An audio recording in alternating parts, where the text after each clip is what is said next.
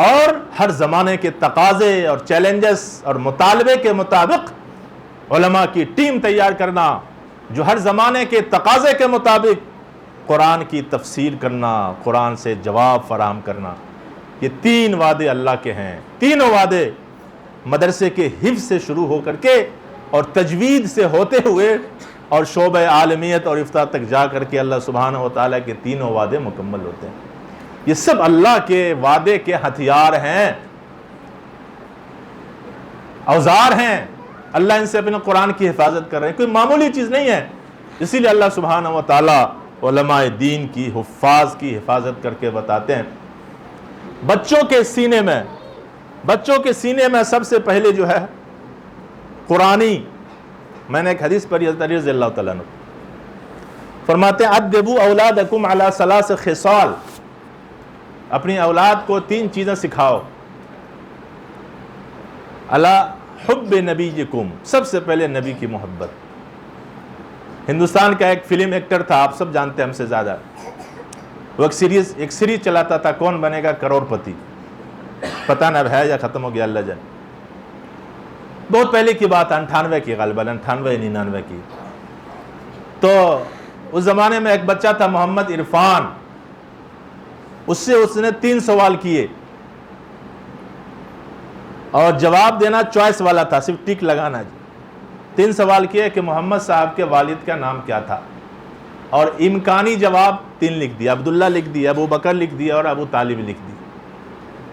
سمجھ لیجیے، محمد صاحب کے والد کا نام کیا تھا، وہاں پہ 3 جواب لکھ دیا گیا، چوائس کرنا اس میں سے کوئی ایک ٹک لگانا ہے، عبداللہ یا ابو بکر یا ابو طالب۔ اب وہ محمد عرفان، ماشاءاللہ محمد عرفان، اور وہ اس کے پسینے چھوٹ رہے ہیں جی نام بتانے میں۔ تو اب اس نے جو تھوڑی سی جو ہے تسہیل کر کے ایک نام ہٹا دیا، 2 رکھا، ابو طالب اور عبداللہ، اس میں سے اب بتاؤ کون ہے۔ بہت رجمم بالغیب، اٹکل پچو سے تیر چلایا، رجمم بالغیب، جواب تو دے دیا اس نے لیکن اندازے سے جواب دیا کہ عبداللہ نام تھا۔ رونے کا مقام ہے جی، رونے کا کتنے محمد عرفان آج، وہ تو ایک رسمی نام ہے نا جی، کتنے محمد عرفان آج مسلمانوں کے گھروں میں ہیں، سارے ہیرو ہیروئن کی ساری تفصیلات اسے پتہ ہے، فلاں فٹ بالر نے کتنا گول کیا، فلاں کرکٹر نے کس میچ میں کتنا رن بنایا، سب کچھ پتہ ہے۔ ایک گانے کا شروع کا حصہ پڑھیے، چھوٹا چھوٹا بچہ وہ گانے کو مکمل کر دے گا۔ اگر نہیں پتہ ہے تو اپنے نبی صلی اللہ علیہ وسلم کی سیرت کا پتہ نہیں پتہ، رونے کا مقام ہے جی۔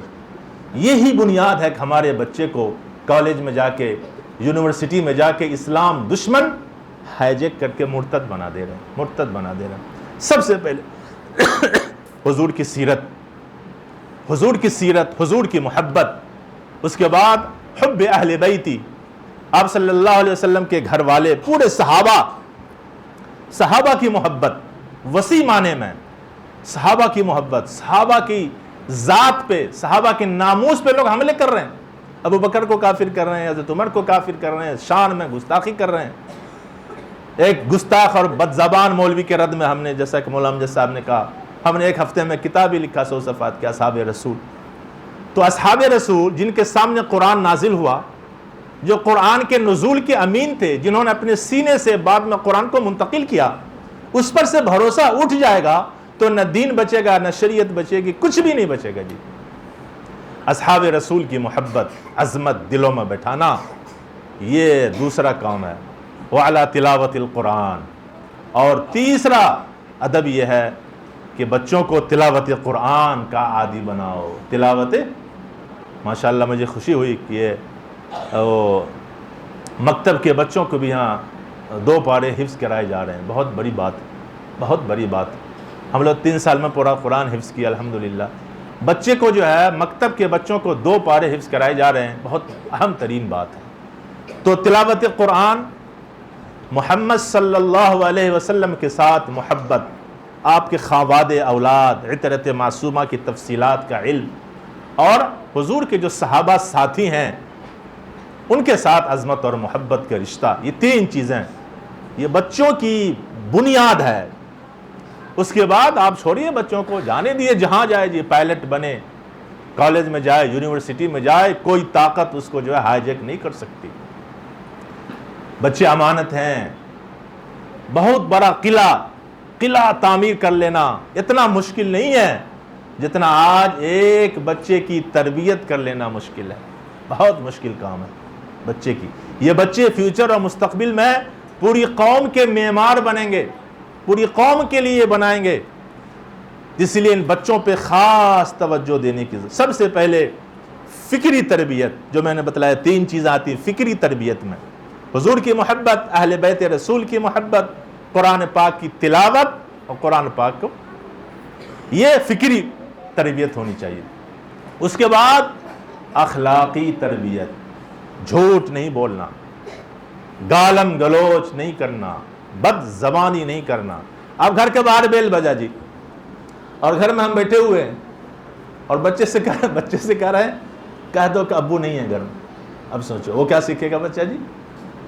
والد گھر میں بیٹھ کے بچے سے کہہ رہا کہ جو باہر بیل بج رہی ہے اس سے کہہ دو کبھی ہم گھر میں نہیں ہیں، تو یہ بچہ کیا سیکھے گا؟ دیکھیے میں بھی لیکچر دے رہا ہوں، معاذرہ پیش کر رہا ہوں، یہ مرحلہ کب آیا؟ بعد میں۔ بچہ جو سیکھتا ہے نا، یہ نوٹ کیجئے اس کو، بچہ سیکھتا ہے حکایت سے۔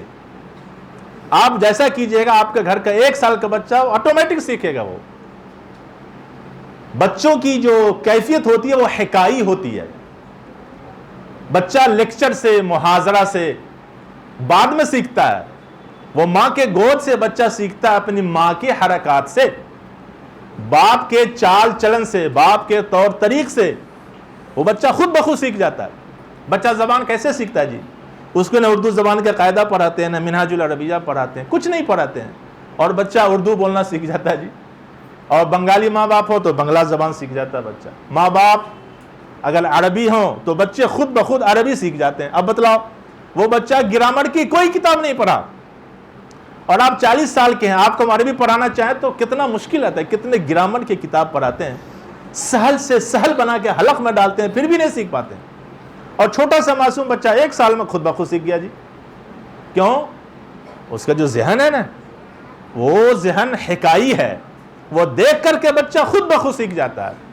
آپ کے گھر میں اگر جھوٹ بولنے کا رواج رہا، آپ کے گھر میں نماز چھوڑنے کا رواج رہا، آپ کے گھر میں گانا سننے کا رواج رہا، آپ کے گھر میں فحش اور گندی اور حیا باختہ اخلاق سوز ویڈیوز اور سیریز دیکھنے کا رواج رہا، تو یہ بچہ خود بخود سیکھ جائے گا۔ تربیت وہاں سے ہے جی، تربیت وہاں سے ہے۔ بچوں کی تربیت سے پہلے، میرے الفاظ کو دل میں نوٹ کر لیجئے، بچوں کی تربیت سے پہلے والدین اپنی تربیت کریں۔ ایک بزرگ کے پاس ایک والد آیا شکایت لے کر کے اور کہا کہ حضرت ذرا اس بچے کو سمجھا دیجئے، گر بہت کھاتا ہے، گر، اور اسے کھانسی ہو جاتی، میٹھی چیز ہے گر۔ تو حضرت نے کہا اچھا کل لے کر کے آنا، کل سمجھا دیں گے اس کو۔ تو وہ والد جو ہے اپنے بچے کو کل لے کر کے آیا بزرگ کے پاس۔ تو اب انہوں نے اچھا سمجھایا بچے کو کہ بابو دیکھو زیادہ گر مت کھانا، کھانسی ہو جائے گی نا، نزلہ زکام ہو جائے گا، پھر سیرپ پلانا پڑے گا۔ سمجھ گیا بچہ۔ تو اب والد نے پوچھا کہ حضرت اتنی سی بات تو آپ کل بھی کہہ دیتے جی، اتنی سی بات کہنے کے لیے آپ نے مجھے 1 دن بعد کیوں بلایا؟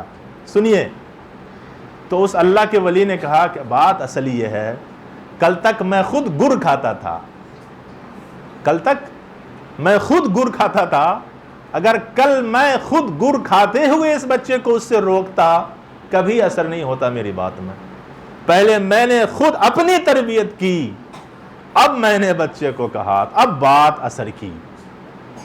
ہم بچے کو لاکھ کہیں جی، بچوں کے بیٹے سگریٹ مت پینا، تمباکو مت کھانا، اور باپ پیسہ نکال کر کے بیٹے کو دے رہا جا بابو سگریٹ خرید کے لا دو۔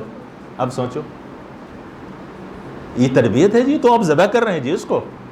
تربیت سے پہلے والدین اپنی تربیت کریں۔ 5 چیزیں ہیں تربیت میں جی، 5 چیزیں۔ سب سے پہلے اگر بچوں سے غلطی ہو جائے تو افہام و تفہیم، محبت کے ساتھ سمجھانا، مار تماچا منہ میں نہیں، محبت کے ساتھ افہام و تفہیم پہلا مرحلہ ہے. پھر بچہ غلطی کر جائے تو دوسرا مرحلہ ہے ڈانٹ ڈپٹ. دیکھو ایسے مت کرنا، دوبارہ کرو گے تو بڑی پٹائی ہوگی، ڈانٹ کے چھوڑ دیجئے. یہ ماں باپ نوٹ کیجئے اس کو. دوسرا مرحلہ ڈانٹ ڈپٹ کا ہے. بابو ایسے مت کرو، مار لگے گی. تب دوسرا مرحلہ ڈانٹ ڈپٹ کا، اس طرح کہہ دیجئے بابو دوبارہ ایسے مت کرنا ورنہ مار لگے گی، تم کو نہیں ماریں گے. تو یہ دوسرا مرحلہ ہے. اور تیسرا مرحلہ ہے اگر پھر وہی غلطی کرے، بات ہی نہیں مان رہا جی آپ کا، تو لا ترفع عنہم عصاک ادبا. ٹھیک ہے جی. تو پھر جو ہے ہلکی سی، کچھ لوگ کہتے ہیں مارنا نہیں، یہ تفریط ہے. مارنا ہے ہلکی سی چھڑی گھر میں کہیں پہ لٹکا کے رکھنا، اس سے ایک روب طاری رہے گا بچوں پہ.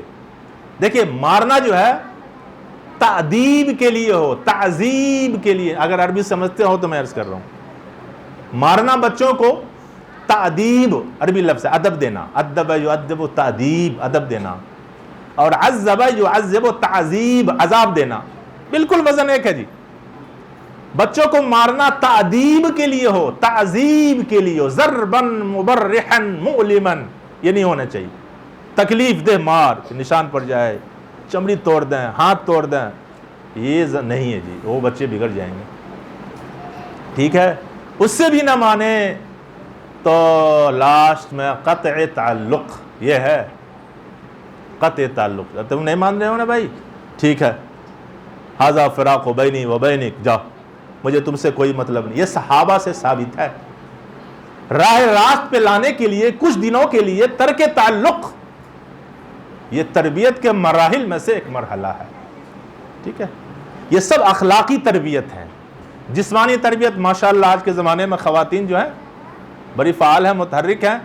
بچے کو نہلا کر کے کپڑے پہنانا، بال چھوٹے کرنا، صابن لگانا، سوپ لگانا، کپڑا صحیح کرنا، گرم پانی میں دھونا، ٹھیک ہے نا، بال بڑے نہ ہو جائیں. یہ سب ظاہری تربیت ہے، یہ ہونا چاہیے. اور اندرونی تربیت، فکر اور عقیدے کی تربیت، اور اس کے بعد اخلاقی تربیت. یہ اور تربیت میں جو ہے یہ 5 مراحل، 5 ہو گئے یا کتنا ہے؟ 4 ہوئے. پہلا کیا ہے؟ افہام و تفہیم. دوسرا پھر بھی نہ مانے، زجر و توبیخ، ہاں ڈانٹ ڈپٹ. اور تیسرا کیا ہے؟ تیسرا ہے نہیں، میں تیسرا میں چھوڑ دیا، مارے بغیر. وہ چوتھے نمبر پہ مارنا. مارے بغیر کوئی شکل اپنانا. کیا شکل وہ میں بھول گیا کرنا. اچھا تم غلطی کی ہو نا، جاؤ 20 رکعت نفل نماز پڑھو. اب دیکھو اس کے دماغ صحیح ہو جائے گا. پھر غلطی کر رہا، جاؤ تم 100 رکعت تم کو نفل پڑھنا پڑے گا. میں سہارنپور میں کچھ دن پڑھا ہوں، مزار العلوم سہارنپور میں گروپ میں بھی لکھا تھا شاید یا فیس بک پہ. اس میں بہت بڑے عالم دین تھے مولانا اطہر صاحب. تو مرقات پڑھتے تو زمانہ منطق پڑھتے تھے ہم ان کے پاس آ کر کے چند طلبہ. تو کبھی آواز اونچی ہو جاتی تھی. بہت اللہ والے تھے. مفتی مظفر حسین صاحب جو ہیں ان کے بھائی تھے، بہت بڑے آدمی تھے. تو ان کے پاس پڑھنے کبھی بیٹھتے طلبہ کے ساتھ، آواز اونچی ہو گئی، بے ادبی ہے، تو کیا کہتے تھے پتہ ہے؟ جاؤ اٹھو جلدی سے، پورے محلہ میں گھوم کے آؤ اور جتنے لوگ ملے سب سے مل کے کہو کہ ہم پاگل ہیں. آپ بتلاؤ جی، شہر سہارنپور مفتی محلہ، جتنے آدمی مل رہے ہیں سڑک پہ سب سے جا کے مصافحہ کرو اور سب سے خود بخود کہو کہ ہم پاگل ہیں، ہم پاگل ہیں. 7 چکر لگاؤ اس طرح کہہ کر کے. اللہ اکبر. اور اگر نہیں اٹھتے تھے تو وہ 7 چکر 14 ہو جاتے تھے. ذرا سے لیٹ کیے اٹھنے میں وہ 21 ہو گیا جی، پھٹ سے اٹھتے تھے. تو اس طرح اگر بچے جو ہیں زجر و توبیخ سے بھی نہ مانیں، 100 رکعت نفل پڑھائیے. یا دارالعلوم وغیرہ میں جو بڑے ادارے ہوتے ہیں وہاں ذمہ داری یہ دی جاتی ہے کہ تم کو 40 دن تک تہجد میں آ کر کے طلبہ کو اٹھانا ہے. تہجد میں آ کر کے طلبہ کو جو 40 دن تک اٹھائے گا، سوچو کیا حال گزرے گا جی. نیند تہجد میں، یہ بھی تادیب کا طریقہ ہے. تو اس کو اپنائیے. اور چوتھا ہے مارنا، ہلکا سا مارنا، عذاب نہیں دینا. اور 5واں ہے حد سے زیادہ پیار اور محبت اس کو ذبح کرنا ہے. زیادہ مارنا افراط ہے، افراط غلو ہے. اور مارنے کے خلاف ہونا ہے تفریط ہے. کچھ لوگ مارنے کے خلاف ہیں ماڈرن زمانہ، بالکل نہیں، ضروری ہے. لا ترفع عنہم عصاک ادبا، حدیث. بہرحال بات ہماری لمبی ہو گئی ہے، میں مختصر کر رہا ہوں. تو یہ جو ہے بچے ہمارے پاس قوم کی امانت ہیں، بہت بڑی دولت ہے بچے. یہ قوم کے پتہ نہیں بچوں میں سے کون شیخ الحدیث ہوگا، کون مفتی ہوگا، کون مصنف ہوگا، کون داعی اور مبلغ ہوگا، اسلام کی دعوت لے کے دنیا کے کونے کونے میں پہنچے گا جی. کون جانتا ہے جی؟ ان بچیوں میں سے کون معلمات بنے گی، کون رابعہ بصریہ بنے گی، کس کو پتہ؟ کون عائشہ صدیقہ بنے گی؟ کچھ پتہ نہیں ہے. تو قوم کے معمار ہیں یہ بچے اور بچیاں. سب سے بڑا سرمایہ، متاع گراں مایہ، قوم کا عظیم ترین اثاثہ ہے نا، یہ چھوٹے بچے ہیں. ان بچوں پہ محنت کیجیے، اسلامی طریقے کے مطابق ان کی فکر کی، ان کی تربیت کیجیے، ان کے عقائد کی تربیت کیجیے. اور آخر میں بخاری کی پہلی حدیث ہے، وہ میں سنا کر کے بات ختم کر دیتا ہوں. اللہ کے رسول صلی اللہ علیہ وسلم پر جب وحی نازل ہوئی پہلی مرتبہ تو بہت بڑی ذمہ داری آ گئی، بہت بڑی. اکیلے آدمی پوری دنیا کی اصلاح کرنا جی، پوری دنیا کی، اور وقت بہت شارٹ. کتنا ٹائم دیا گیا تھا مولانا؟ 23 سال. حضور کو 23 سال، 23 ایئرس اونلی، صرف 23 سال کا ٹائم ملا، اور کام پوری دنیا کی اصلاح. جی کسی نبی کو اتنا بڑا کام نہیں ملا. علاقے کے لیے نبی آتے تھے، شعیب علیہ السلام ہے، موسیٰ علیہ السلام ہے، ایک شہر کے الگ الگ نبی ہیں جی، اور ٹائم ملتا تھا ہزار سال. اور ہمارے نبی کو پوری دنیا کی اصلاح کرنا، اور کیسے لوگوں کی اصلاح کرنا؟ جو اپنے ماں سے نکاح کر رہے ہیں. استغفر اللہ. ایک دم گری ہوئی قوم کو نیچے سے تحت الثری سے اٹھا کے فوق السما لے جانا ہے. 23 سال کا وقفہ ہے، اکیلے ہیں، کوئی ساتھ نہیں. بہت بڑا بوجھ آیا. وہی نازل ہوئی 5 آیتیں. تو آپ پڑھیے بخاری میں، آپ صلی اللہ علیہ وسلم کانپنے لگے، پسینے میں شرابور ہو گئے، اور حضور دوڑ کے اپنی بیوی حضرت خدیجہ رضی اللہ تعالیٰ عنہ کے پاس تشریف لائے.